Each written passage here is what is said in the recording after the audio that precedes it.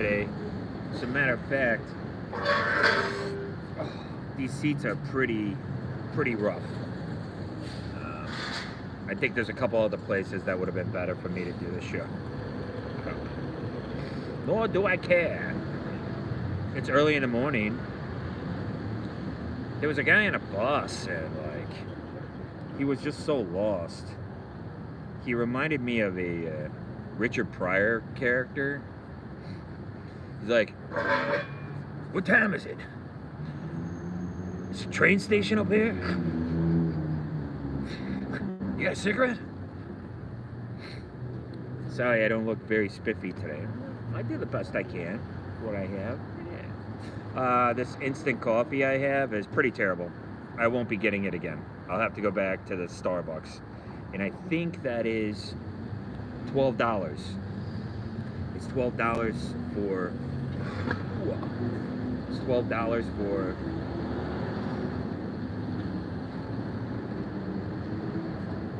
like 5 ounces. 4 ounces of coffee. I got spotty sleep and I had a dream last night. Now don't forget, yesterday they just made an arrest in the Tupac. Whatever. It was so obvious that it was the guy that he punched. That's what they said. And then the guy he punched got murdered. So they knew who murdered Tupac this whole time, right? But I had a dream about it. Remember, I was talking about John Potash and Tupac, and then I had a dream about it. And then, maybe I'll do my show like this. Should I do this? It's too much like this. I didn't realize that I got such spotty sleep. That's not bad. You guys all right with that? I'm going with the Ray Charles here. And then I had a dream about Tupac. I told you guys that right here on the show. And then yesterday, there was an arrest. They raided somebody's house. So, again, I'm not saying there's a there. All I'm saying is that perhaps in this technocratic future that we're kind of more neuralinked than any of us want to admit, okay?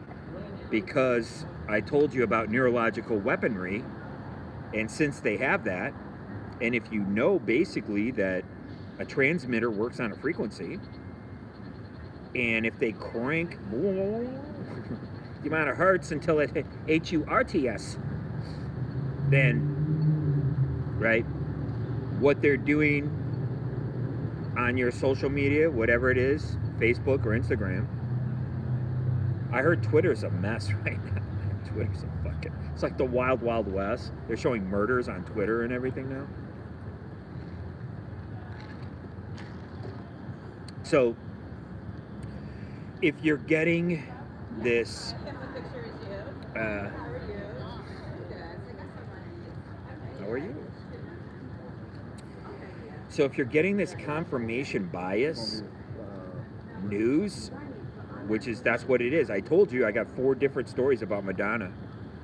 Like, it's all different. Not one of them were really the same. I didn't put much time or effort into, studying it, but just at first glance you could see that there's this schizophrenic future with regard to information. And by the way, so they're setting Andrew Schultz up to be kind of like a Jon Stewart, right? So he comes on, I think he has a Netflix special, and it's more like a television program. He's just sitting in a chair, whatever. I do my show homeless. That's how I do my show. I'm homeless in LA.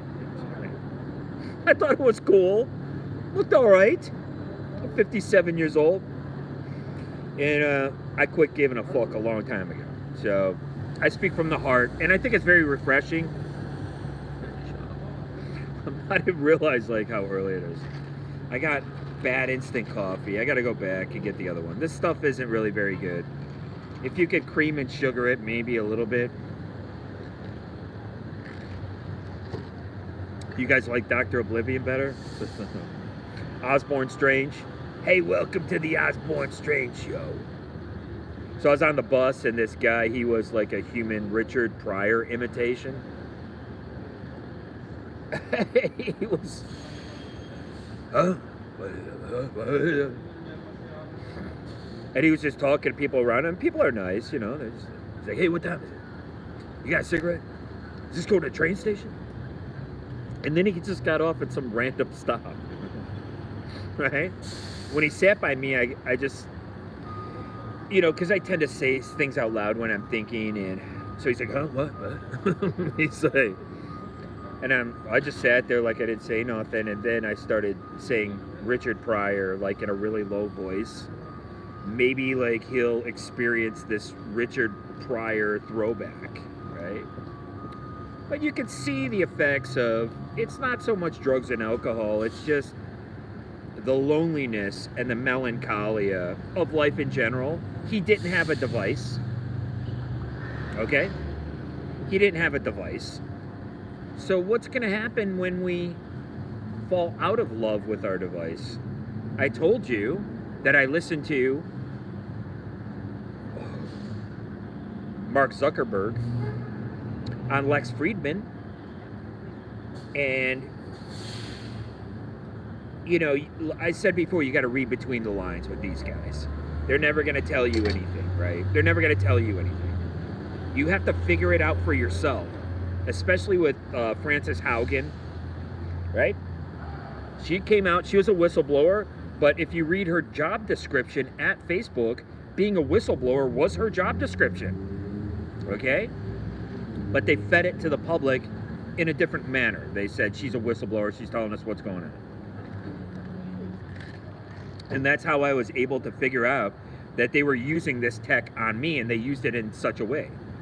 Now, they ran Q-ops, which makes you question your sexuality, which I never had a problem with. And then they ran suicide ops, self-harm ops.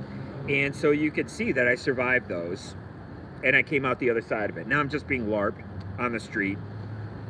People talking to me, saying crazy stuff. That's why it was all done through the device. And I survived it. And there's very specific people who understand that. And what I'm trying to tell you is that, what's her name? Oh, I can't remember her name. Red Pill Black. That's how I know her. Red Pill Black. Red Pill Black has her own show. She was created. Okay? And I'm doing a show. Thank you. Just got bombed. I don't know if I can say that. Right? So, and Marjorie Taylor Greene ran unopposed. Okay? They want these people, man, her name's right on the tip of my brain. Please stand by. Okay. Red Pill Black. That's all. Candace Owens. I'm sorry. So Candace Owens was created, okay, through accelerationism, through targeting and harassment. Okay, that's how she was created. And Marjorie Taylor Greene was victimized in the 17th letter op because she fell for the notion that children were being harmed. And Mike Flynn actually talked about this. Mike Flynn talked about, because I deciphered that information too for you guys. Nobody's gonna come out and tell you anything. Mike Flynn said that they were interested in getting moms, people of Marjorie Taylor Greene's stats. Everyone's a social anthropologist now. Everyone's a bureaucrat. Not sure why. But they were interested in that target audience, the mother-mom audience. So I got big mom energy, right?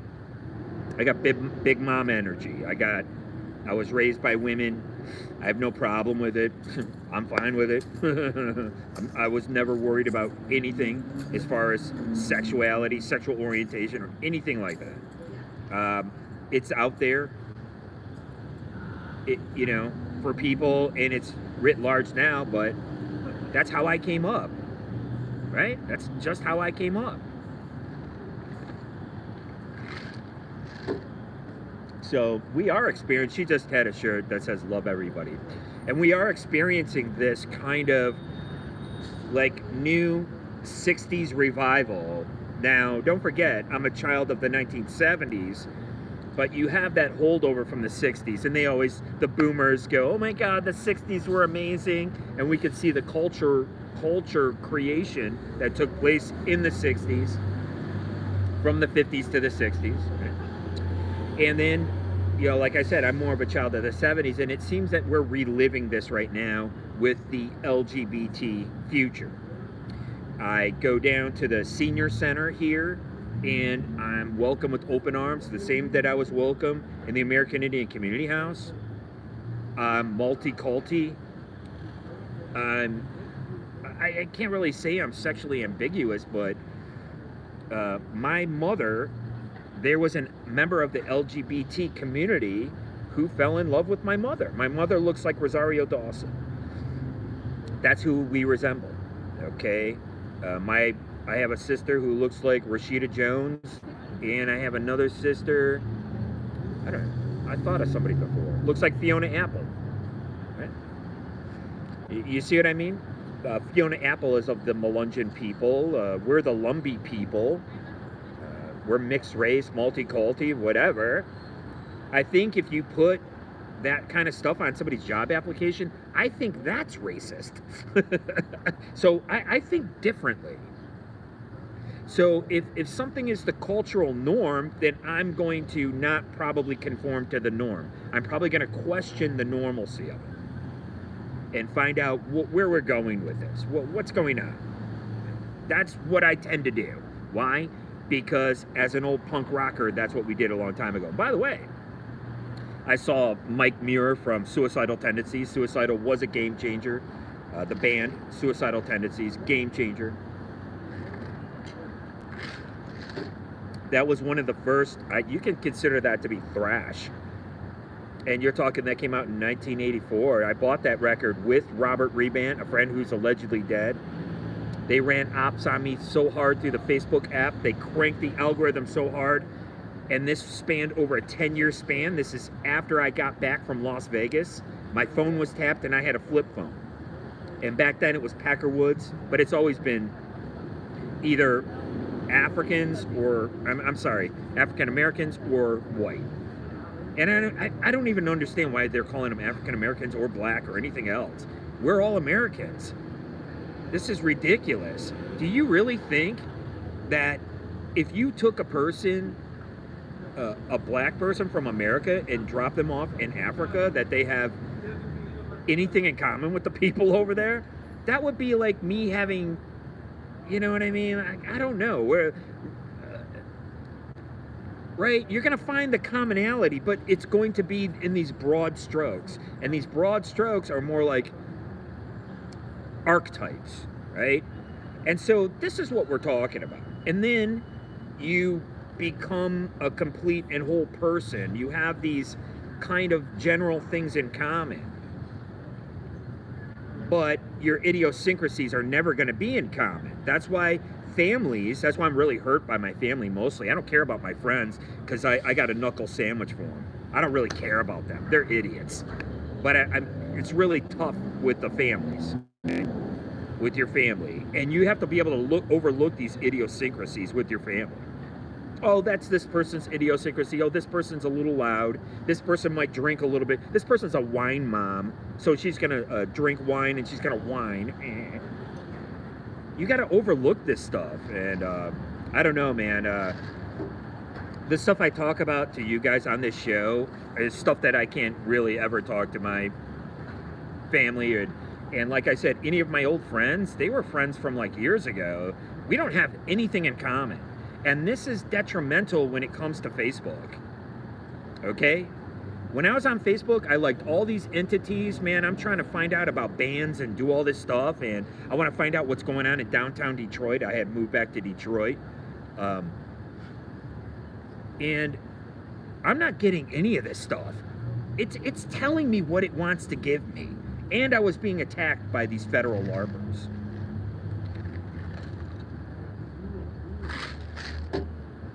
And it was brutal. I can tell you that. It was awful. Because it affects your mood. And this is what I was saying with Lex Friedman. He interviewed, and he wrestled, he did either Taekwondo or Jiu-Jitsu with Mark Zuckerberg.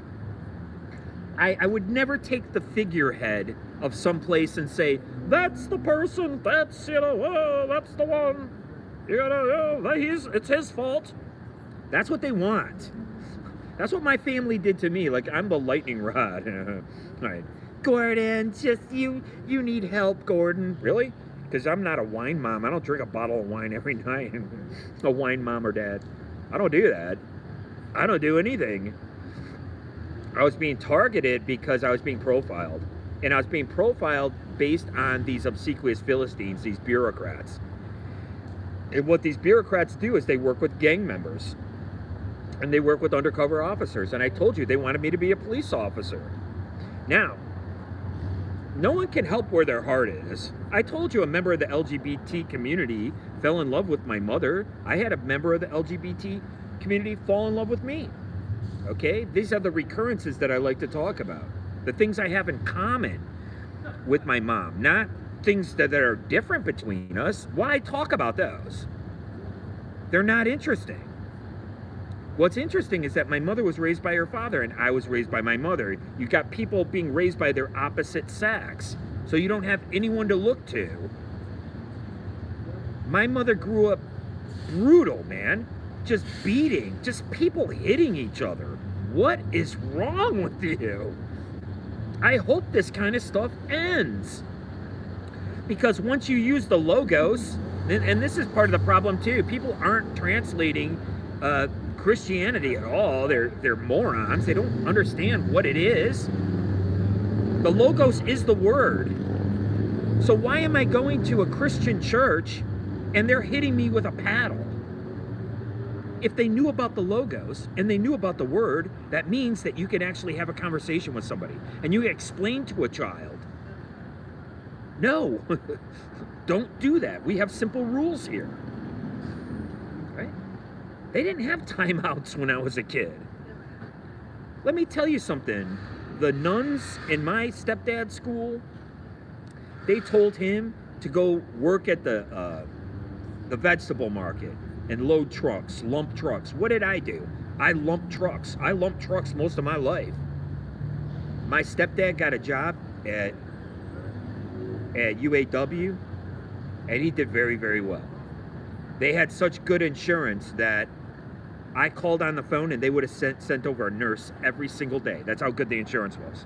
But in my family, I'm not allowed to contribute, participate. I'm shut out. And this is really detrimental. And I can't sit here and say it's detrimental for a man. It's detrimental for me. It's detrimental for anybody who's wanting to be part of something. And so, right now, people are retreating into what? They're retreating into their device. You're retreating into this melancholia. I've been melancholy since I was a child. I go into a dream state. Okay? That's where I go. And I don't think there's anything wrong with it. Because after I got hit by that car, and I'm not blaming anybody, I can't blame anybody. There's nobody to blame. Right? But I figured out that I would have never ran directly across the street. I'm figuring all this stuff out, and I'm not going to go back and blame anybody who was there at the time. I'm angry about it, yeah. How would you feel if in 2021, before I left, I think I've been here for 2 years. So in 2020, the neighborhood child molester rolled up on me, man. I know who he is. I know his name. It took me years to figure it out. Life is a mystery, just like Madonna says. Everyone must stand alone. If you take that alone as a speech and not a Madonna song, you can give it to a politician, right? So, what are we going to do? We're going to retreat into our device, right? But this is a given. We're already doing it. I'm doing it right now. This is my favorite part of the day, right? Talking to you guys. I love you guys, but you guys don't really participate in the show. You got to hit the thumbs up, blah, blah, blah, blah, whatever. It doesn't matter because I'm going to do the show anyway. It doesn't matter. It doesn't matter what you do. And it doesn't matter what happens because I'm going to write Linoleum Blown Apart regardless. It doesn't matter. And it was developed right here on this show. Don't forget. And by the way, what is going on with Dana Carvey and David Spade? Now, don't forget, David Spade is a ladies' man. Okay, so it's not John Hamm. Okay, it's not Dean Martin.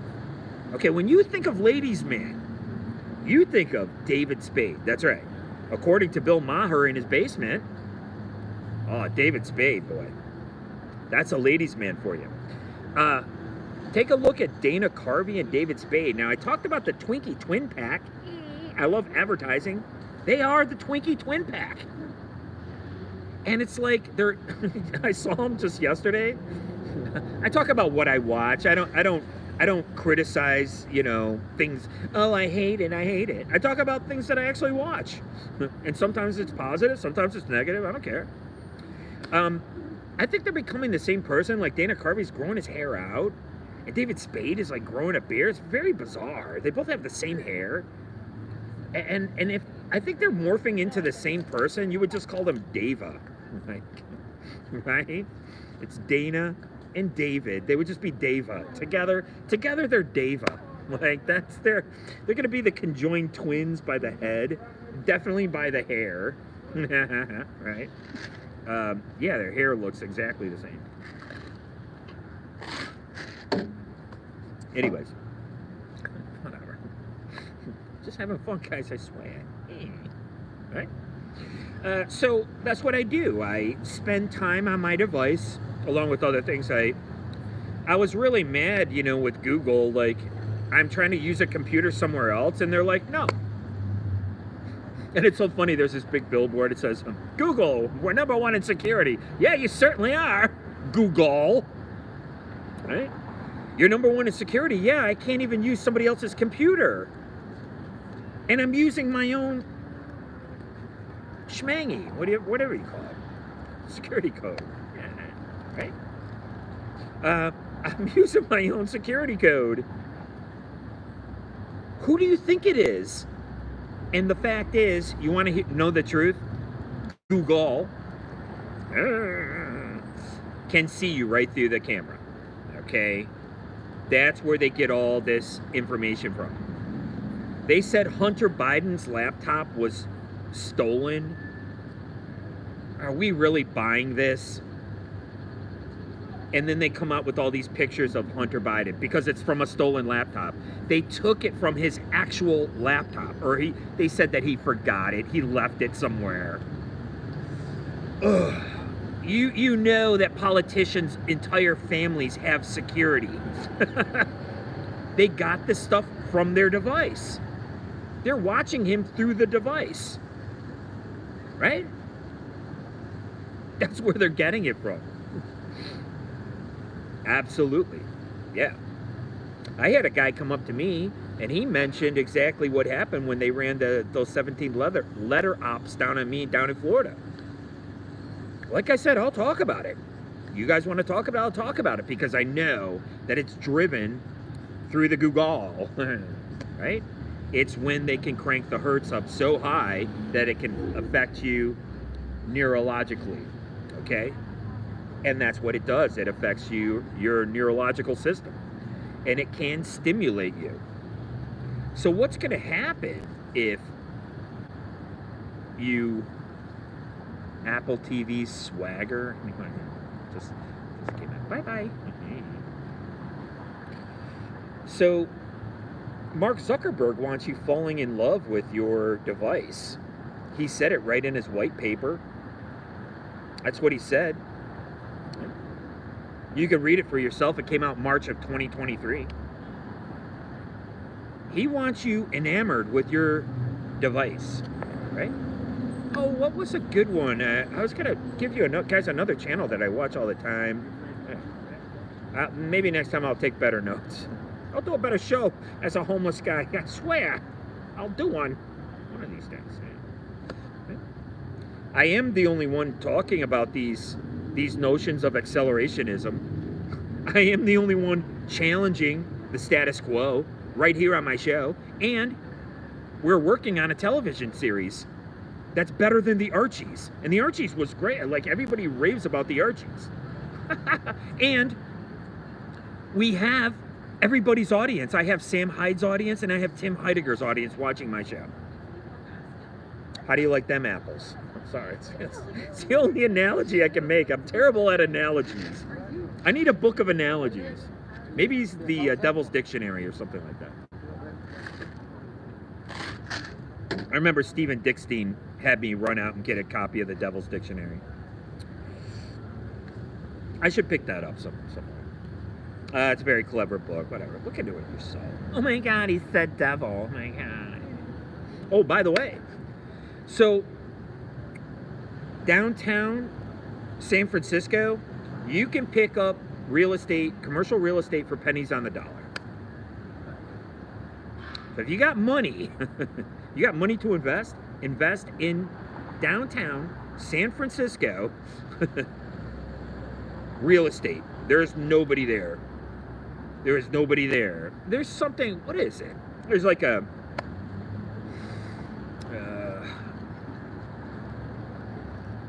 what's that building? I can't think of it. See, whenever I can't think of something, drink break. Look at this, man. I put instant coffee in. I got to go back to the Starbucks instant coffee. Thanks, Starbucks. Thank you. I kicked some guy in the jaw one time at Starbucks. I just came in from off the road, and that's what these people don't understand. They can't understand that when you take a vow to change your life, that you change it. They're like, no, man, we can get them to commit another crime again. They did that down in Florida, too. But that's what I'm trying to tell you. They use tech. It wasn't on the ground ops. They started using tech. And that's what a lot of people are using, and nobody's talking about it except me. So what's going to happen with Zuckerberg telling you, oh, he said it right in his white paper, March 2023. He says he wants you falling in love with your device. He wants you falling in love. Just like her. Spike Jones. Okay? Just like Spike Jones. Just like the film. Well, what happens when you fall out of love? I told you I spent 10 years on social media. They ran game through those apps. They cranked up the Google. Rubber baby buggy bumpers. Yeah. And it sent me in a tailspin. And I did go to behavioral health, absolutely. And I wrote a piece called Some College. It's right here on the show. I do read an excerpt from it. It's not very good. It's okay. I could do a lot better. I'd like to put my writing on audio, and I'd like to be able to do all that, but it's about time management, and you know, it's tough for me. Like, once I finish a project, like, I move on. Like, I'm not gonna sit there and, like, I would have to get somebody else who's interested, be like, yeah, Gordon, we really like your book. Let's add to it. Okay. You start working with, I'm used to working with managers, you working with publishers and people like this. People who actually are interested in you. Now, I might not have booked anything through Ricky Oldshan at the Don Buchwald Agency, but I did go around. But guys, I had a baby face. I already told you guys this story, right? I had a baby face, and still to this day, a lot of these homies, they like get up in my shit because like I got a fucking baby face or something. Like, they like trying to run game on me to this day. But it's just really sad, dude. And it's all just a projection, right? It's all a projection of what's in your mind that you project upon the other person. And when we were in the 1980s, we were all like, you know, you don't judge a book by its cover. We're going to dress up. We're going to mess up. We're going to live this nihilistic life. We're going to be nihilistic, right? Because you're in your early 20s, and that's what you do, right? So what happens if and when you fall out of love with your device? Is this ever going to happen? is anyone else going to talk about the things that I talk about? This AI that you're ascribed to from these companies is feeding you information.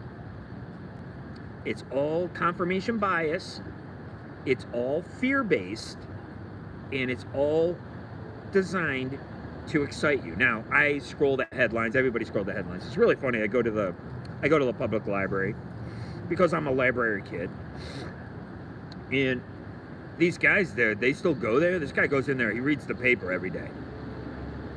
He reads the newspaper. I stopped reading the newspaper around the 04 era because I started using my computer as a library, basically, looking things up that way. Okay?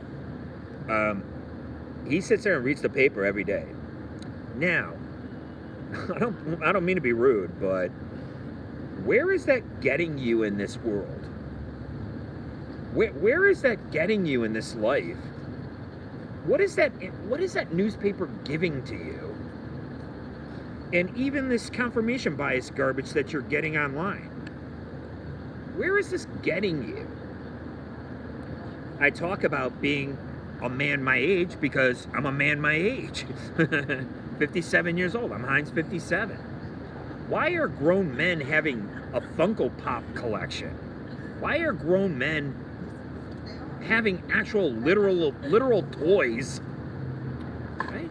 Why are they playing with toys? Right?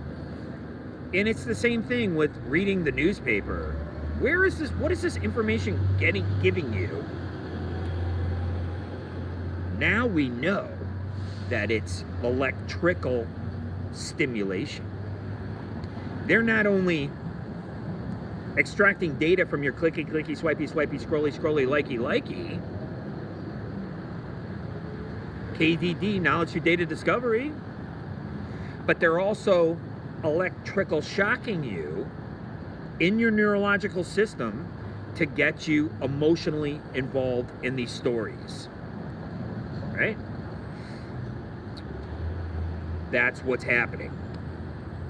That's why when I had all this figured out, and the only way to figure it out is to keep my mouth shut, and the only way to talk about it is through time, I was writing Linoleum Blown Apart.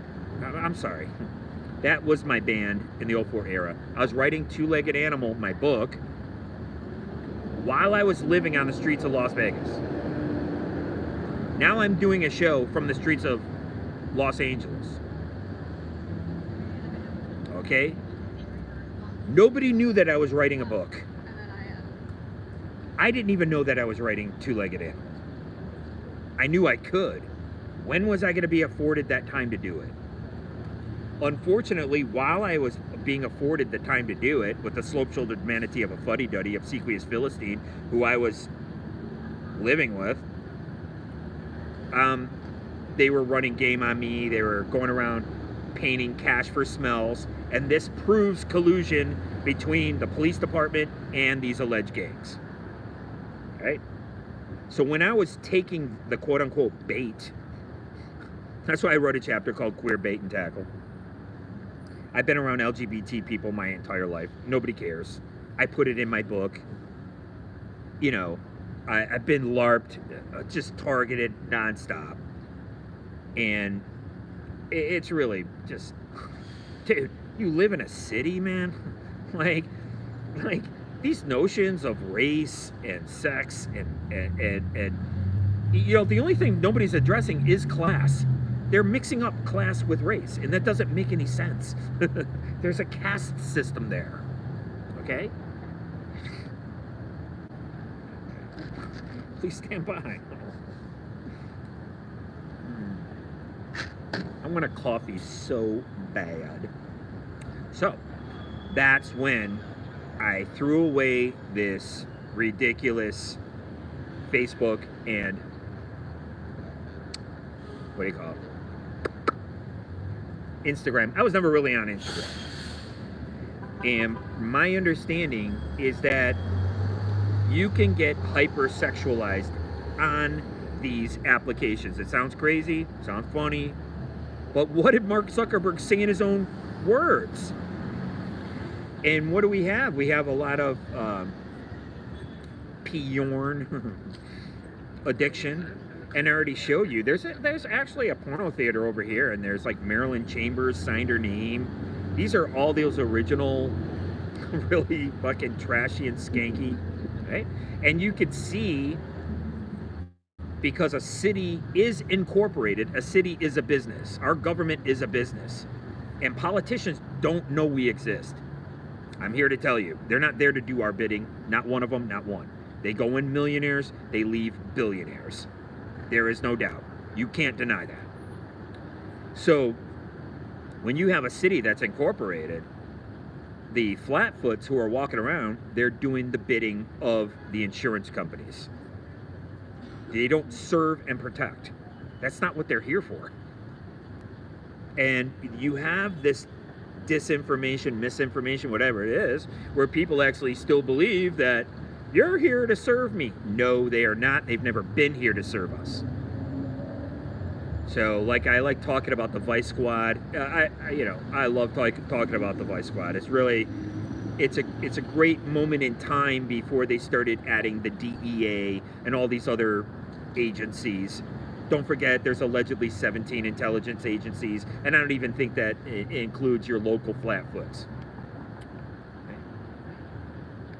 So what did they do? They start busting up the brothels. They start busting up the gambling houses and busting up the brothels, allegedly, quote unquote, busting up the mob. And what comes in? Porno theaters. Because they start shooting porno. And they want you in the theater. They don't want you, they want you wanking in the theater, right? I'm a huge Pee Wee Herman fan. I love Pee Wee Herman. He could do no wrong in my eyes. If he wants to go spank the monkey, he can go do it.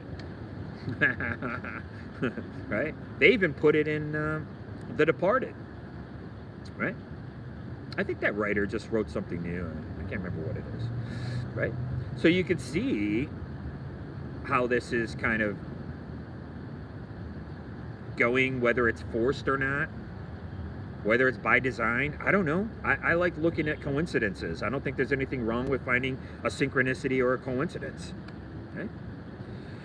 And so you can see that these police officers, they're here to do the bidding of who pays them. And these are insurance companies. They don't care about you or about me. So right now, in these liberal, quote-unquote, states, like I am in California, they're allowing crime to run rampant, and they're allowing drugs to be decriminalized, and prostitution is stepping back up. Like I told you before, they're working in tandem with Lyft and Uber. They stand out on the street, and all they have to do is say, I'm waiting for my Uber, I'm waiting for my Lyft. But what people don't understand is the flatfoots aren't really needed anymore. Because you're being tracked and traced and monitored. And they're trying to see, what type of person are you? How do I know this? Because I came up in the BC era before computers. And that's what they were doing on the streets. That's what the cops were doing. I call it the duty dollar. Hey, let's put duty on a dollar, put it out there and see who picks it up and wipes it off and keeps the dollar. Let's see what kind of person you are. Let's put out a bait car with the keys in it and running. Let's see what kind of person you are. That's what police work has been. It's always been that. There's only a couple kinds of crimes. The kind of crimes where they're setting you up, and the crimes that are a domestic crime, where you're just pissed off at somebody you know. You get into a fist fight, you're in a bar fight, you're in a domestic situation, right? People make too big of a deal out of those. Who are you going to get sore at? You're going to get sore at a person in your domicile. I already told you, my sister was almost 60 years old and she physically attacked me. That's illegal. Do you think she would ever get arrested? Not in a million years. I wouldn't want her to anyways. I don't want to see people get arrested. Right? But this is our future. We're living in it right now. People just kind of fall in. They accept what's given to them, right? You're accepting whatever comes to you through your device. And I told you, we're already living in a schizophrenic future where people like Adam Schultz, is that his name? Adam Schultz? He's trying to do his own show or whatever on Netflix. He's got a special. Andrew Schultz, is it? I don't know, whatever. One of those guys. Schultz. Schultz, right? He's talking about, I hate to say this name, but he's talking about the Ouchie and Fauci, right? Okay, so he gets to talk about this on Netflix now. It's 2023. 2 years ago, you couldn't mention that. I might not even be able to mention it right here on YouTube. Wait, what? But on a show on Netflix, he can excoriate.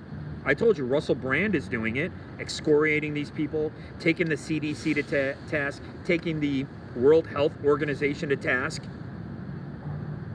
All of these quote-unquote organizations, guys, were started years ago through the United Nations, the Rockefellers, and these families of privilege, these families of renown, these families who can see and plan years in the future, okay? And it was really funny because I can see, you take a look at the narrative for The Godfather and you take a look at the Kennedy family, and no one would ever put this together. It's like, my God, you didn't know one was Italian and one was a Mick? Whatever. Who cares? I deal in archetypes. I deal in these larger notions, okay? And you can see clearly the mob was used to kind of break up the strikers, right? Now all the mob guys, they're like, oh, I'm pro-union. What are you talking about? Years ago, they used the mob guys to break up the union. I met a guy who worked with Uli Edel on Hubert Selby Jr.'s, what was it called? Shit, no, I can't remember. It was a great film. Maybe I could think of it. I can't think of it right now. It was a book written by Hubert Selby Jr. It was a huge film, huge influence on me. It was LGBT were in there as well. What was it called? Last Exit to Brooklyn. Remember that? That's around the time that I was coming up. There was bands like Peg Boy. What was that? Peg Boy and Social Distortion. I just saw Social Distortion.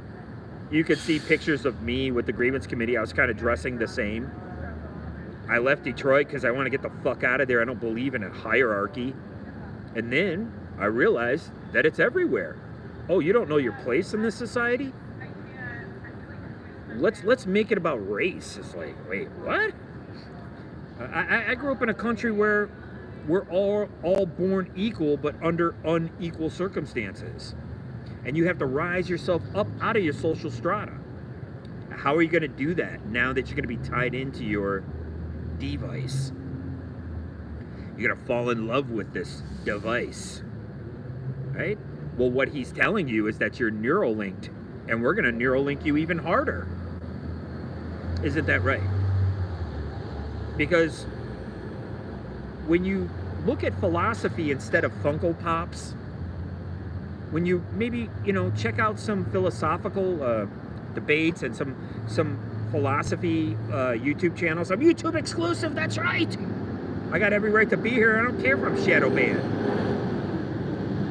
I'm still gonna do my show.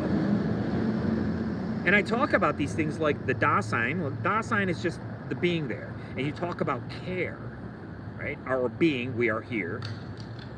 I don't believe in I think, therefore I am. I think we are first.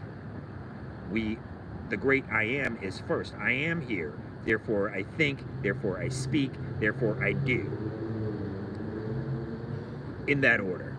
Right? So we're all here. And you have the notion of care. What do we care about? So I talk about projection. Like I said, a member of the LGBT community fell in love with my mother. Okay? And if they had an affair, what would I care? I wouldn't care if they had an affair. That's perfectly normal. I mean, you hear about these things now. It's like, oh yeah, I experimented in college or whatever.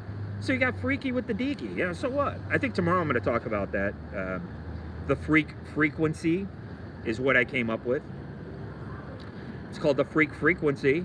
It's when you're getting freaky with your frequency coming through your device. Right?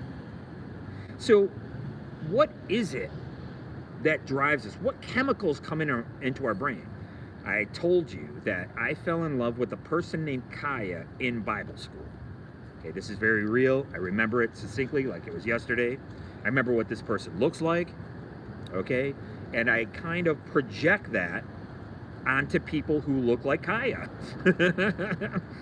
Right? Wouldn't that make sense? Why? Why? Why did I feel this way? This is what's at issue. And if we have all this quote-unquote science, it's science, buddy. I don't know, it's just science. Okay, it's science. Right? So it's microbiology. And now they're talking about biotechnology is what they're talking about. I think things are way more advanced than what they're letting us know. But okay, we all understand. These endorphins are kicking in. When I look up and there's something about a person that's like, wow, you get struck, right? You get struck by lightning. It's not your fault. You're not falling in love at first sight, right? But there is something there. There's a there. You know it, right? You know there's a there. You're looking at this person. And you're like, this person, why is this person making me gravitate towards them? But let me tell you something, pal. If it's artificial and it's not real, what then? Now you have people with this tech who can aim it at you and say, yeah, I want you to fall in love with me. Wow. Where are we going with that? Where are we going with that? Is this what you really want? I told you these fed rats use this tech all the time. It could make you melancholy, and it could cause verbal abuse, and then one of these flatfoots can say, oh, this guy's being verbally abusive.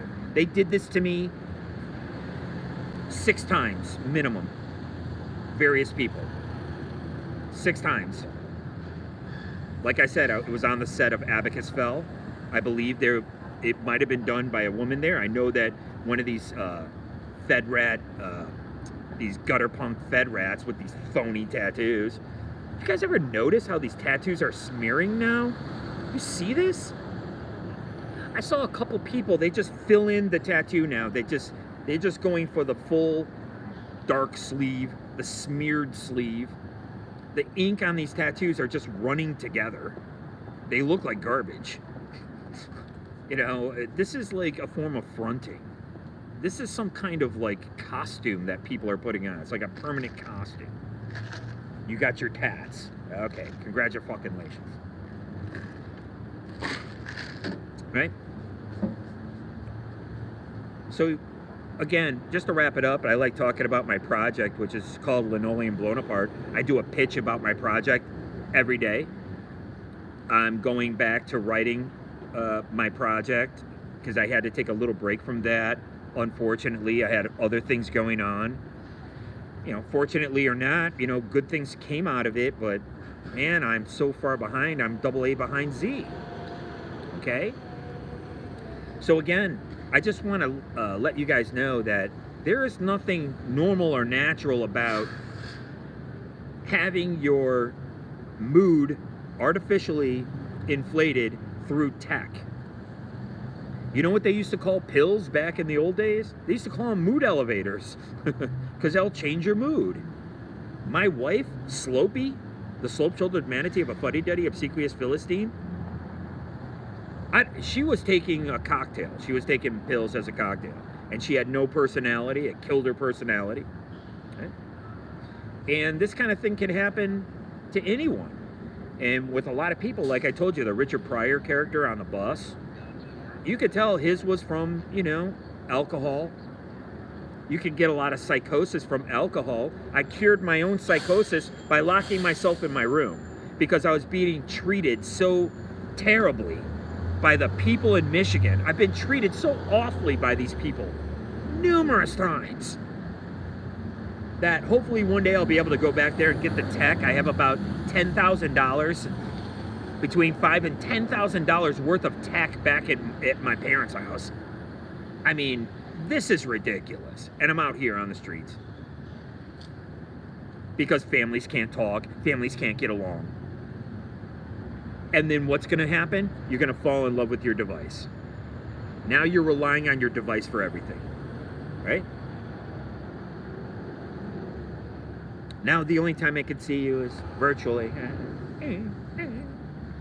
That's the only time you can see me. I do my show. I do it every single day. I do a show for about an hour every day. You can see I never run out of topics to talk about.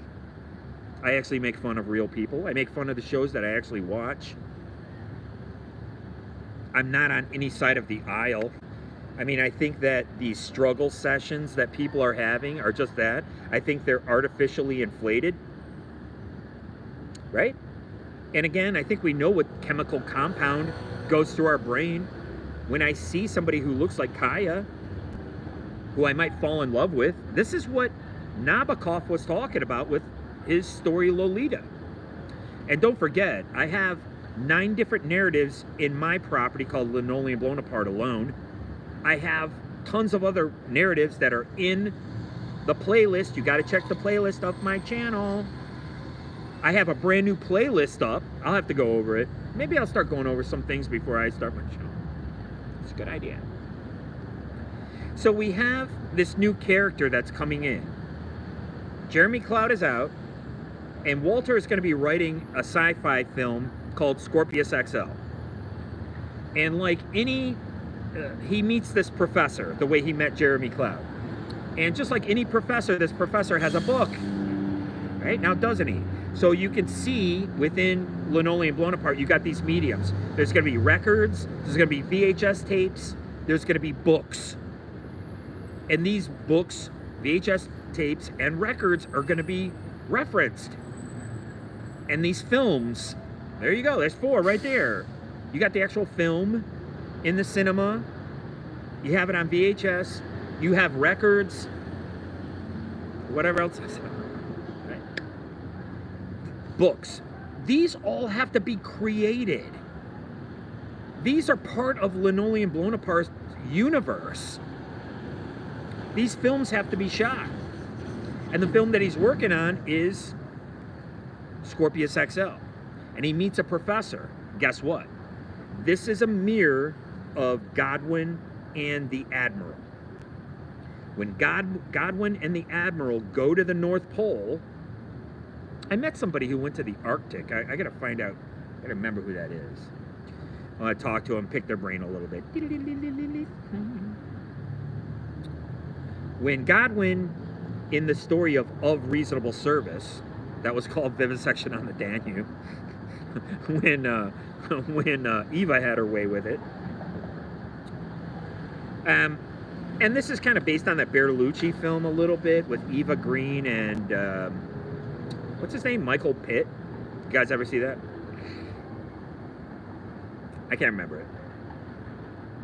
So when Godwin and the Admiral have this relationship, this father and son relationship, well, that's what's going to happen at this point in time.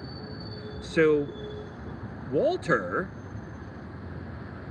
he spent 8 years getting stoned with Jeremy Cloud. His wife's having kids, and that phase of his life is over. Just like me, spending 10 years of my life being in a punk rock band. And I don't appreciate not having any fucking backing, man. Having everyone abandon me, right? And that's why I didn't have any problem with it, because then I became my father and I just started abandoning everybody else. And that's how it works, right? If you don't have any support. And like I said, it doesn't mean coddling. We're not looking for validation. We're seeking camaraderie with other like-minded people. That's all we're doing. And when you can understand that, as far as being online and interacting with people, then that's, you know what it is. You're seeking this camaraderie. That's why I talk about shows that I actually watch. I don't sit here and put people down. I know what they're doing. And I find it far more fascinating to watch these two opposite people come together for a conversation, even if the conversation gets a little heated. That's what we're supposed to do. We're supposed to make jokes. We're supposed to get heated. We're supposed to participate in sports, boxing events. You don't like somebody, box them. That's why I came up with the Hemingway Challenge. I talk about it on my show all the time. Right? Okay. We're going to wrap it up. This is going to be my new spot. Hopefully, I'll be able to do my show from here. I really appreciate being here. I appreciate being anywhere. There goes my bus. Right? Okay. So, you have this fella. See, he's got a Nirvana shirt on. This is going to be for this guy right here with the Nirvana shirt on. That's who's going to watch this. Like I said, I already have Tim Heidegger's audience and Sam Hyde's audience. So stop thinking that these guys are just like, okay, well, they do two different things. They're not doing the same show. But I am. My idea has this entire audience, and it includes boomers, everyone from boomers to millennials. Right? And then you have the timeline where it could go into rap. I'm working on that a little bit right now too. But right now we're talking about the Nutty Professor. And so Jeremy Cloud meets the professor, and the professor has already written a book. It's kind of like Lee Brackett, right? The female writer. And she won a Hugo Award, and George Lucas brought her in for one of the Star Wars trilogy, Empire Strikes Back. That's a great one. That is in cinematic expressions. That's a great scene. And that scene epitomizes what the other Star Wars lost. They didn't have that. There was so much pathos in those first three Star Wars. It was amazing.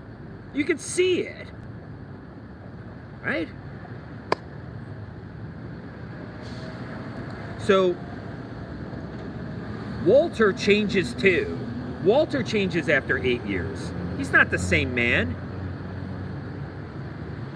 It's different times. He's going into the 1960s. They're leaving the 50s. They're going into the 60s. And he's ahead of the pack. He always has been. Why? Because of his wife, Eva. She's been ahead of the pack. From people in his milieu, man. Jeremy Cloud, he's ahead of the times. And now, after smoking all that weed, just like me, you start thinking about, well, what is this? Where are we? What is this pleroma? Can we go out there? Can we explore it? Let's find out.